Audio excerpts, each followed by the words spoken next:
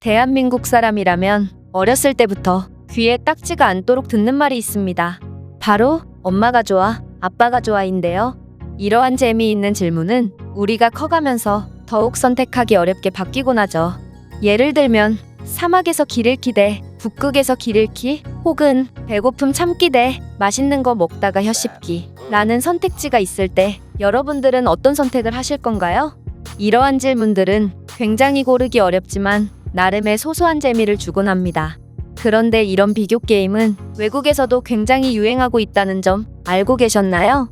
외국에서도 이를 밸런스 게임이라고 부르며 한국만큼 많은 재미있는 질문이 존재하죠.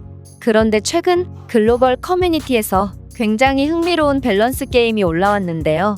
바로 가난한 한국인과 부유한 중국인 중 어느 쪽을 선택하겠냐는 질문이었습니다.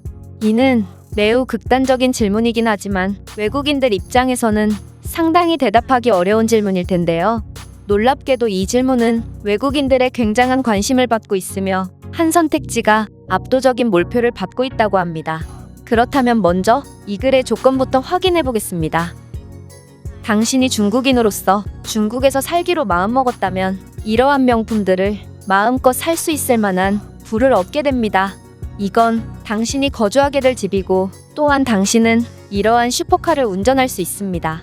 하지만 당신이 한국인으로서 한국에서 살기로 마음먹었다면 당신은 이런 허름한 집에서 살아야 합니다. 그리고 차량은 없거나 이런 허름한 차를 몰아야 하죠. 이 어려운 질문에 당신은 어디에 투표하실 겁니까? 여기까지가 이 질문글의 내용인데요. 여러분들은 어떤 선택을 하실 건가요? 놀랍게도 대부분의 외국인들이 후자인 한국을 선택했는데, 그렇다면 외국인들이 한국을 선택한 근거 중에 가장 많은 관심을 받고 있는 글 하나를 소개해드리겠습니다. 많은 경우에서 부는 국적을 훨씬 능가할 정도로 중요합니다.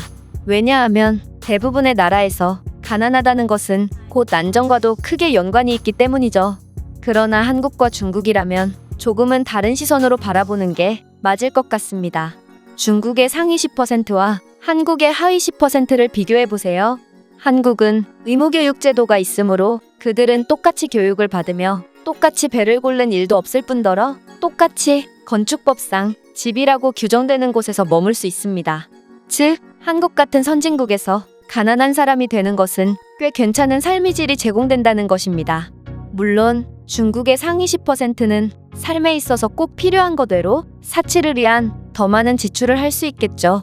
그럼에도 불구하고 중국이 아닌 한국에 산다는 것은 그런 것을 감안할 수 있을 정도로 훌륭한 선택이 될 것입니다.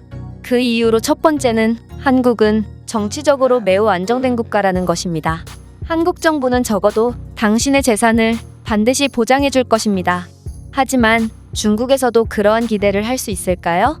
당신은 중국 공산당 관리들의 방문 이후 사라졌다가 초췌한 몰골로 나타난 중국의 영웅 마윈과 그 외 중국의 부유한 유명인들을 알고 있을 겁니다.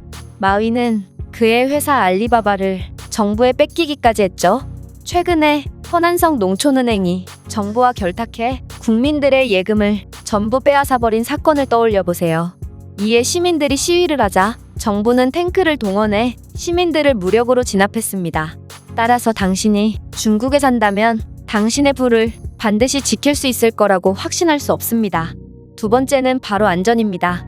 앞서 말했듯이 대부분의 나라에서 가난이 치명적인 이유는 바로 치안 때문입니다. 가난한 동네일수록 치안을 보장할 수 없는 경우가 많죠. 하지만 당신이 아무리 한국의 가난한 동네에서 산다고 한들 당신의 안전은 완전하게 보장될 것입니다. 한국인들의 시민의식은 전 세계 최고이며 이에 따른 치안 순위도 전 세계를 선도하고 있기 때문이죠. 그러나 중국의 경우는 다릅니다. 당신이 중국의 부촌에서 거주한다면 사정이 조금 낫겠지만 기본적으로 중국인들의 시민의식은 악명이 자자하며 치안도 불안정하죠. 따라서 안전에 관한 부분에서도 가난한 한국인이 압도적 우위에 있다고 할 수 있습니다. 세 번째는 바로 한국의 법은 일관돼 있고 민주주의 국가답게 절차가 있다는 것입니다. 당신이 한국에서 정부를 비판하거나 권력이 있는 사람을 욕하더라도 한국에서는 법과 절차가 있으므로 어떠한 일도 생기지 않을 것입니다.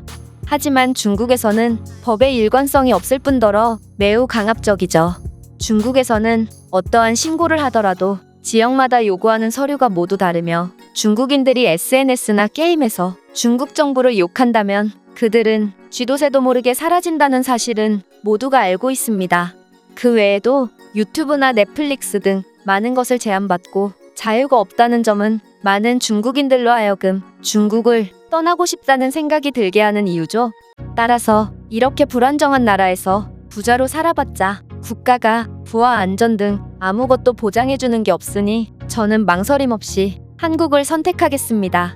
다시 말하지만 선진국에서 하위 10%로 사는 것은 당신이 생각하는 것만큼 힘든 삶이 아닐 수 있습니다. 한국은 명백한 선진국이자 경제대국이고 이들의 정치와 사회는 매우 안정적이죠. 또한 한국인들끼리는 힘들더라도 늘 뭉치는 특이한 민족성이 존재한다고 들었어요. 따라서 제가 중국이 아닌 한국을 선택하는 것은 그리 어려운 선택이 아니었습니다. 이 외국인이 글은 여기까지입니다. 확실히 한국이 주는 자유와 안전은 그 어떤 나라도 보장하기 힘든 엄청난 메리트긴 하죠. 이 작성자 외에도 이 주제에 대해 많은 외국인들이 댓글을 달며 뜨거운 반응을 보여주고 있는데요. 그렇다면 자세한 해외 반응을 살펴보겠습니다. 가난한 방랑자와 돈 많은 노예를 선택하는 주제군요. 노예가 아무리 돈이 많아봤자 어떠한 의미 있는 일을 할 수 있을까요? 저는 망설임 없이 방랑자 한국을 선택하겠습니다. 저도 동의합니다. 중국에는 자유를 원해서 가난한 삶을 감수하고 떠나는 사람들이 많습니다. 그들이 왜 부를 포기했는지는 조금만 생각해보면 답이 나온다고 할 수 있죠. 일부 국가들에 한해서 그 나라의 국적을 갖고 있다는 것만으로도 굉장한 이점이 될 수 있습니다. 일단 아무리 가난한 한국인이라도 굶을 걱정은 없으며 그들의 높은 국가 이미지를 이용해서 해외에서 할 수 있는 일들도 굉장히 많을 거라 생각해요. 한국 문화의 우수성 덕분에 전 세계의 많은 사람들이 한국어를 배우고 싶어 하죠. 이런 것을 고려해보면 한국인들에게는 굉장히 많은 기회가 열려 있다고 생각합니다. 당신이 중국인들의 새치기를 경험한다면 국민의 수준이 삶의 질에 얼마나 큰 영향을 미치는지 알 수 있습니다. 수준이 높은 한국인들과 함께 살 수 있다면 가난은 감수할 수 있는 요소입니다. 많은 사람들이 오해하고 있는 게 한국은 우리 중국과 많은 역사를 공유하고 있고 그들은 분명 자치권이 있지만 결국 중국으로부터 파생된 또 하나의 중국입니다. 마치 홍콩처럼 말이죠. 그럼 왜 중국인들은 해외에 나가서 한국인이라고 속여서 말하는 거죠? 당신들이 그렇게 당당하면 한국인이 아닌 중국인이라고 당당하게 밝히고 다니길 바랍니다. 국민성과 시민의식을 고려한다면 오히려 중국이 한국의 속국 같다는 생각이 드네요. 중국인들은 이웃나라인 한국의 예의에 대한 많은 것들을 배워와야 한다고 생각합니다. 제가 준비한 내용은 여기까지입니다. 끝까지 시청해주셔서 진심으로 감사드리며 여러분들의 구독과 좋아요는 영상 제작에 큰 힘이 됩니다.